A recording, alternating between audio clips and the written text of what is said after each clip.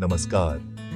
आज मैं आपको एक ऐसी कहानी सुनाने जा रहा हूं जो न केवल आपके दिल को छू जाएगी बल्कि आपको जीवन की सादगी और मासूमियत की असली कीमत भी समझाएगी। यह कहानी है एक छोटे बालक उपमन्यु की, जिसकी दुनिया बहुत साधारण थी, लेकिन उसके सपने और भावनाएं उतनी ही गहरी थीं। उसके पिता ऋषि व्याघ्रपाद शिव की पूजा में लीन रहते थे। उपमन्यु अपनी मां के साथ एक छोटे, शांत और हरियाली से घिरे आश्रम में सादा जीवन जीता था, जहां हर दिन प्रकृति के साथ बीतता था। वहां न धन था न ऐश्वर्य, बस मां का प्यार, स्नेह और प्रकृति की गोद। उनके पास सीमित साधन थे, लेकिन दिल में संतोष था। उपमन्यु ने कभी स्वादिष्ट पकवान नहीं चखे थे, न रेशमी वस्त्र पहने थे। उसके लिए हर दिन की रोटी और मां के हाथ का सादा खाना ही सबसे बड़ा सुख था। उसकी दुनिया सीमित थी, लेकिन वह हमेशा खुश और संतुष्ट रहता था, क्योंकि उसे अपने परिवार और प्रकृति से गहरा लगाव था। एक दिन उपमन्यु अपने मामा के घर गया, जहां उसे कुछ नया अनुभव करने का मौका मिला। वहां उसने अपने भाइयों को दूध पीते देखा और पहली बार उसके मन में भी दूध पीने की इच्छा जागी। उसने पहली बार दूध चखा। वह स्वाद उसके मन में बस गया और उसने महसूस किया कि जीवन में छोटी छोटी खुशियां भी कितनी अनमोल होती हैं। आश्रम लौटकर उपमन्यु ने मां से दूध की जिद की। उसकी आंखों में मासूम उम्मीद थी। मां जानती थी कि उनके पास दूध का कोई साधन नहीं है और बेटे की मासूम ख्वाहिश पूरी करना उनके लिए असंभव था। मां का दिल टूट गया, लेकिन इसी दुख में एक उम्मीद की किरण छिपी थी। शायद कोई चमत्कार हो जाए और उपमन्यु की मासूम इच्छा पूरी हो सके। उपमन्यु की दूध की चाहत दिन ब दिन बढ़ती गई। हर रोज वह अपने आसपास के बच्चों को दूध पीते देखता और उसके मन में भी वही इच्छा जागती। मां ने चावल के आटे का दूध बनाकर दिया ताकि उपमन्यु की तृष्णा शांत हो सके, लेकिन उपमन्यु ने असली और नकली दूध में फर्क महसूस कर लिया। मां ने उसे प्यार से समझाया, हमारे पास असली दूध नहीं है बेटा, लेकिन भगवान शिव सबकी इच्छाएं पूरी करते हैं। वे सच्चे मन की पुकार अवश्य सुनते हैं। उपमन्यु ने मासूमियत से पूछा, क्या शिव सच में मेरी बात सुनेंगे? क्या वे मेरी छोटी सी इच्छा पूरी करेंगे? मां ने विश्वास के साथ कहा, अगर भक्ति सच्ची हो तो भगवान शिव अवश्य सुनते हैं।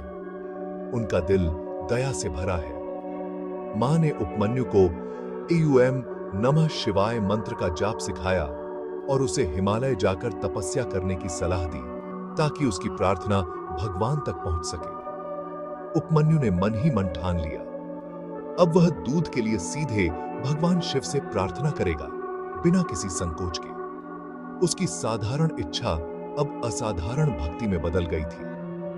अब उसमें एक नई ऊर्जा और विश्वास जाग उठा था।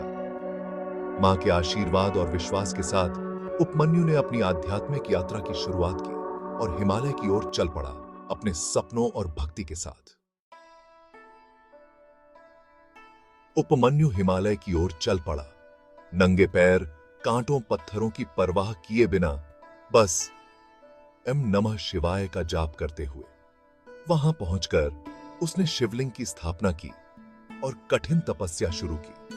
पहले फल, फिर पत्ते और अंत में केवल हवा पर जीवित रहकर वह तप करता रहा। उसकी भक्ति की ऊर्जा तीनों लोकों तक पहुंच गई। देवता भी चकित हो उठे। उपमन्यु का शरीर सूख गया, लेकिन उसका संकल्प अडिग रहा।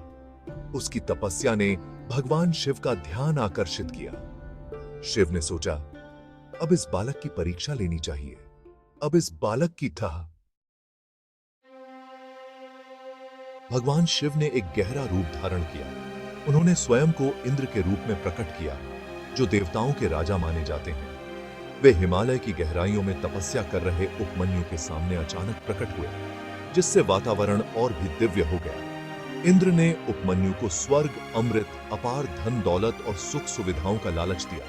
बस एक शर्त रखी कि उसे शिव की भक्ति छोड़नी होगी, लेकिन उपमन्यु ने अत्यंत विनम्रता और दृढ़ता से मना कर दिया। उसने कहा, मेरे लिए शिव ही सब कुछ है, बाकी सब तुच्छ है।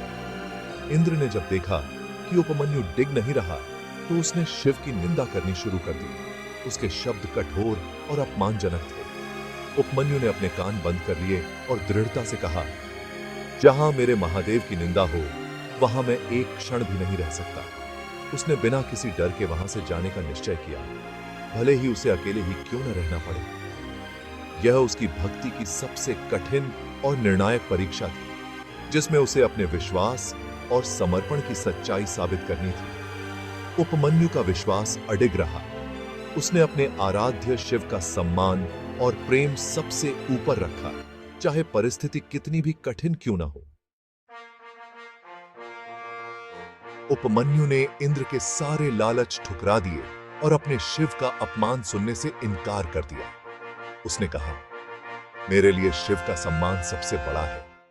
मैं किसी भी वरदान के लिए उनकी निंदा नहीं सुन सकता। उपमन्यु की यह दृढ़ता देखकर शिव, जो इंद्र के रूप में थे, प्रसन्न हो गए। उपमन्यु ने साबित कर दिया कि सच्ची भक्ति लेन देन नहीं, समर्पण है। उसने दिखा दिया कि प्रेम निस्वार्थ होता है। उपमन्यु की परीक्षा पूरी हो चुकी थी। अब समय था भगवान शिव के प्रकट होने का। तभी शिव अपने असली रूप में प्रकट हुए। उनके साथ माता पार्वती भी थीं।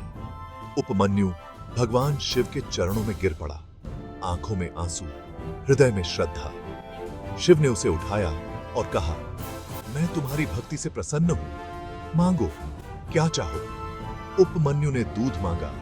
शिव ने उसे क्षीर सागर, दूध का समुद्र दिया, साथ ही अमृतत्व, ज्ञान और अपने गणों का अधिपति बनने का वरदान भी दिया। उपमन्यु की साधारण इच्छा ने उसे असाधारण वरदान दिला दिए। यही है सच्ची भक्ति का फल, विश्वास, समर्पण और प्रेम। धन्यवाद।